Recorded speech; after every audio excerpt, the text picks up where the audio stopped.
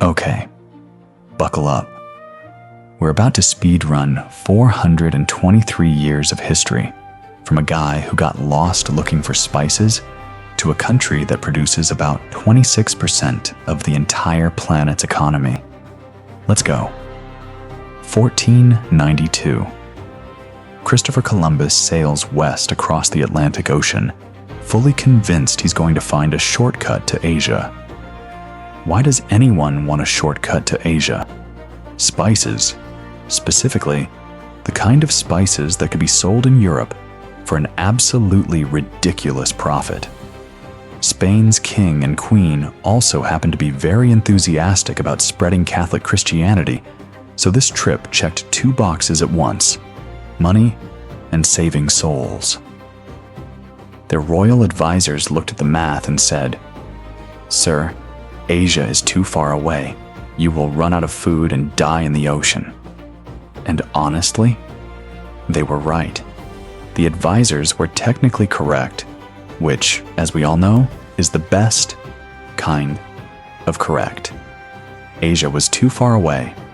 Columbus just got incredibly, historically lucky that there happened to be two entire continents in the way that nobody in Europe knew about yet. Columbus never figured this out. By the way, he spent the rest of his life mildly confused about why none of the buildings looked like the descriptions he'd read about Asia.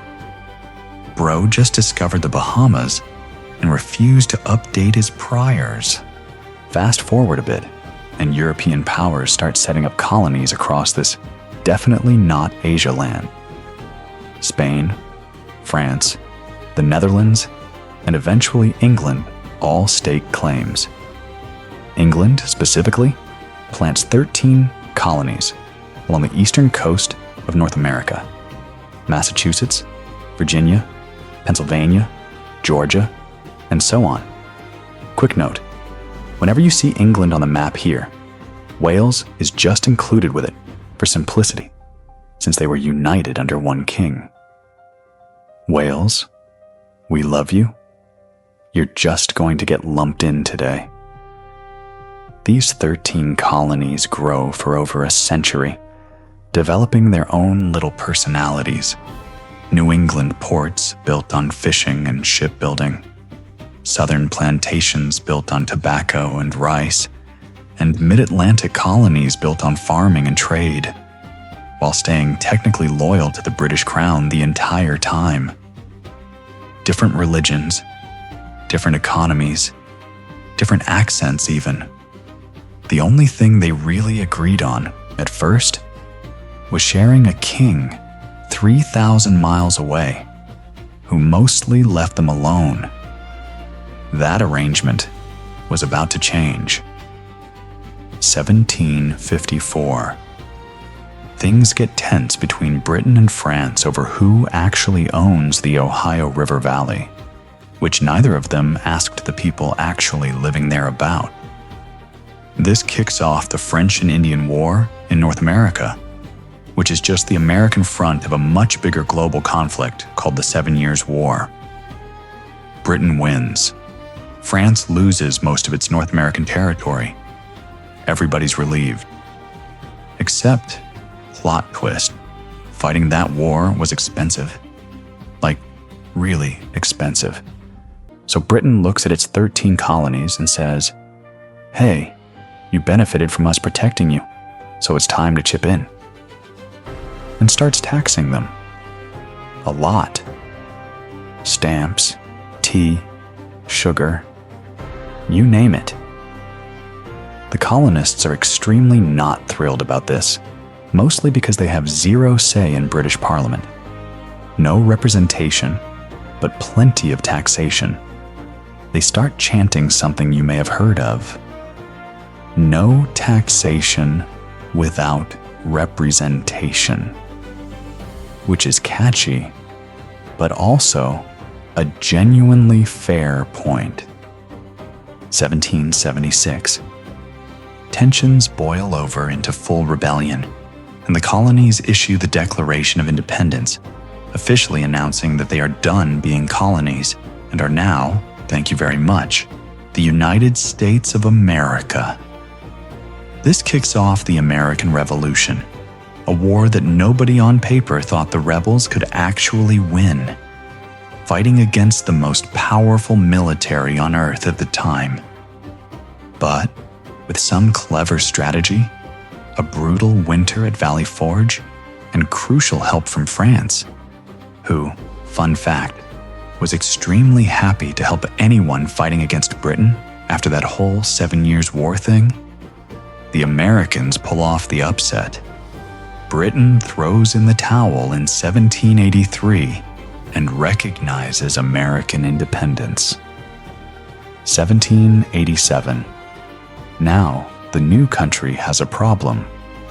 How do you actually run a country? The first attempt, called the Articles of Confederation, gave the central government almost no power, which sounds nice in theory, but meant the government couldn't really do anything, including pay its own debts. So delegates gather for the Constitutional Convention and hammer out the U.S. Constitution, the rule book that's still in use today, with some amendments along the way. Checks, balances, 3 branches of government, the whole deal. And just like that, the United States of America is officially up and running.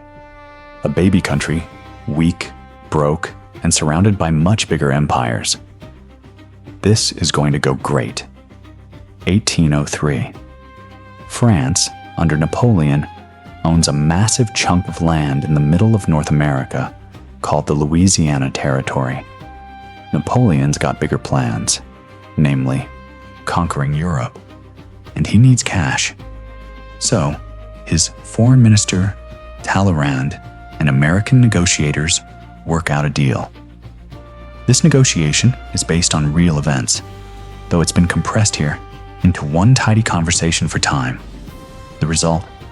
The United States buys the entire Louisiana Territory for roughly $15 million. That works out to about 4 cents an acre.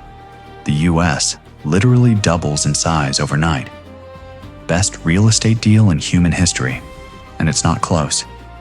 Then comes a few decades of manifest destiny, which is the very confident belief that America was basically destined to stretch all the way to the Pacific Ocean. Settlers push westward. Explorers map the land. The country negotiates with Britain over the Oregon Territory. And quick clarification, before the 1846 Oregon Treaty, that territory actually stretched further north into what's now British Columbia, jointly controlled by both the U.S. and Britain. The treaty settled the border at the 48th parallel. Also, no, Canada didn't have its current flag yet. Canada wasn't even an independent country at this point, so that's all a bit anachronistic. But it helps to visualize the map. There was also free farmland available in the Oregon Territory even before that treaty was signed, officially formalized later through the Donation Land Claim Act in the 1850s, and then again, decades later, through the Homestead Acts starting in 1862. Free land. Very popular marketing strategy, it turns out. 1846. Manifest Destiny smashes into Mexico, which owns a huge swath of land, including modern-day Texas, California, and the Southwest. A border dispute escalates into the Mexican-American War. The U.S. wins, and as a result, Mexico cedes an enormous amount of territory, basically the entire American Southwest, to the United States. The map of America is starting to look a lot more familiar now, but there's a problem brewing back home, and it's a big one: slavery. The southern states' economies are built on it. The northern states are increasingly against it. As America expands westward, the question of whether new states will allow slavery becomes the most explosive political issue in the country's history. Compromise after compromise gets passed to delay the inevitable. But in 1860, Abraham Lincoln is elected president. Southern states start seceding. And in 1861, the American Civil War begins. It's the bloodiest war in American history, brother fighting brother, neighbor fighting neighbor, and it drags on for 4 brutal years across battlefields from Pennsylvania to Georgia. More American soldiers die in this single war than in nearly all other American wars combined. The Union eventually wins, slavery is formally abolished through a constitutional amendment, and the United States stays together as one country. But the wounds from this war take generations to heal, and honestly, in some ways, America is still working through them today, in '67. Meanwhile, way up north, Russia has a problem. They own Alaska, but after losing the Crimean War back in 1856, they desperately need money, and they're worried their rival, Great Britain, might just take Alaska from them anyway, since it's basically undefended. Only a few hundred Russian settlers actually live there. So Russian diplomat Eduard de Steckel sits down with US Secretary of State William Seward, and they work out a deal. The US buys Alaska for about $7.2 million. This conversation, like a few others in this video, is based on real events, but compressed and given a bit of extra humor for entertainment. At the time, people mocked it as Seward's folly, buying a giant frozen wasteland. Seward, it turns out, had the last laugh. Gold, oil, and an enormous strategic location later proved this was an absolute steal. Fun fact, this same William Seward also championed something called the Guano Islands Act, which let American citizens claim uninhabited islands covered in, well, bird droppings. Because guano was an extremely valuable fertilizer at the time, history is full of surprisingly smelly economics. By the late 1800s, America's economy is exploding. Railroads stretch coast to coast, finally linking the Atlantic and Pacific in 1869 and turning a months-long wagon journey into a matter of days. Factories churn out steel, oil, and finished goods at a staggering pace, fueled by entrepreneurs who would soon become household names. Men who built empires out of railroads, oil fields, and steel mills almost overnight.